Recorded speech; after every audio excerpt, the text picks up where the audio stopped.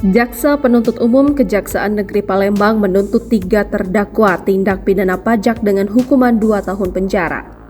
Dalam dakwaan, ketiga terdakwa Nirwan Nofriansyah Regan dan M. Yudi Franito melalui wajib pajak PT RJU terbukti dengan sengaja tidak menyetor SPT pajak masa tahun 2019 sampai dengan tahun 2020.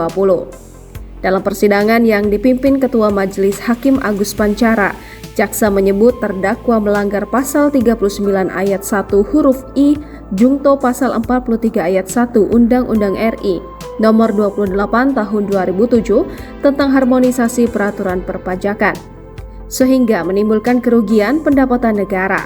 Selain itu, akibat perbuatannya, para terdakwa juga dijatuhkan pidana denda sebesar 1.050 miliar rupiah. Jumlah tersebut 2 kali dari jumlah pajak terutang atau kerugian negara senilai 525 juta rupiah.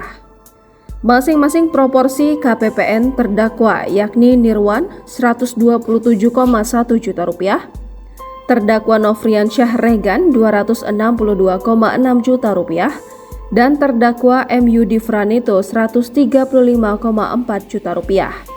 Sementara para terdakwa melalui masing-masing penasihat hukumnya akan mengajukan pledoi pada sidang yang berlangsung pekan depan.